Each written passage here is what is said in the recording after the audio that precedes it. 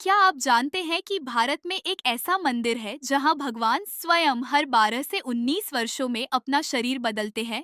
एक ऐसा मंदिर जिसके ऊपर से कोई पक्षी नहीं उड़ता, जहां मंदिर के शिखर पर लगा ध्वज हवा की दिशा के विपरीत लहराता हुआ दिखाई देता है और जहां भगवान जगन्नाथ का महाप्रसाद कभी कम नहीं पड़ता, चाहे लाखों भक्त क्यों न आ जाए। आज हम आपको लेकर चलेंगे भारत के सबसे रहस्यमय, सबसे प्राचीन और सबसे दिव्य तीर्थों में से एक जगन्नाथ धाम पुरी की अद्भुत यात्रा पर। इस डॉक्यूमेंट्री में हम जानेंगे इसका इतिहास, पौराणिक कथाएं, वास्तुकला, वैज्ञानिक तथ्य, रथ यात्रा, महाप्रसाद और वे रहस्य जो सदियों से लोगों को आकर्षित करते आ रहे हैं।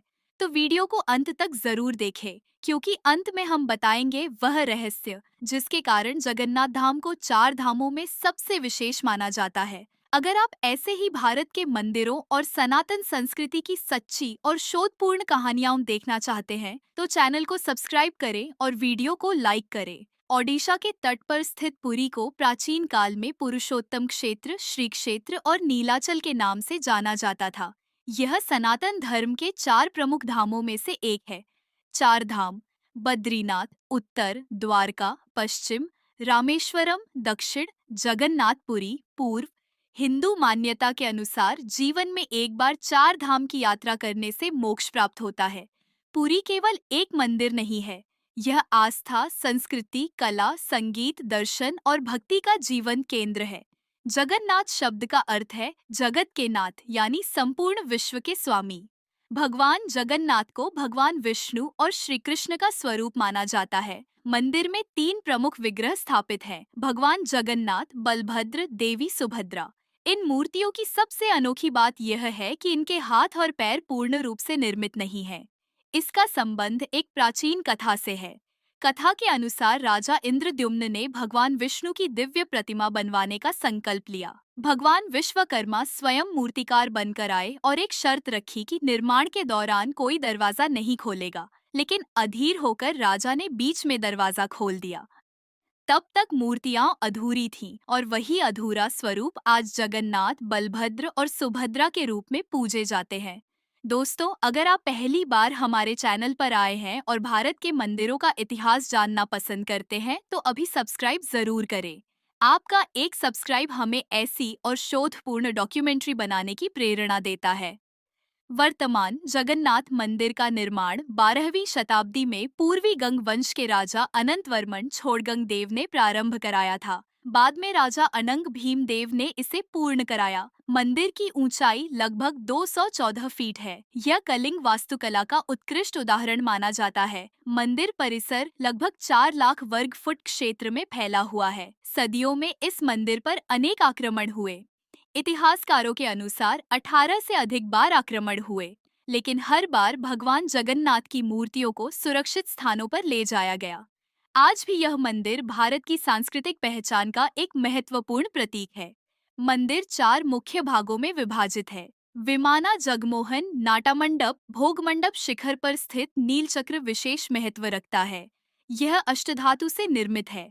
दिलचस्प तथ्य यह है कि पूरी शहर में किसी भी स्थान से देखने पर नीलचक्र हमेशा सामने की ओर दिखाई देता है। मंदिर के शीर्ष पर प्रतिदिन ध्वज बदला जाता है। यह परंपरा सदियों से जारी है। एक विशेष सेवक बिना किसी आधुनिक सुरक्षा उपकरण के मंदिर के शिखर पर चढ़कर ध्वज बदलता है। जगन्नाथ मंदिर का रसोई घर दुनिया के सबसे बड़े धार्मिक रसोई घरों में से एक माना जाता है।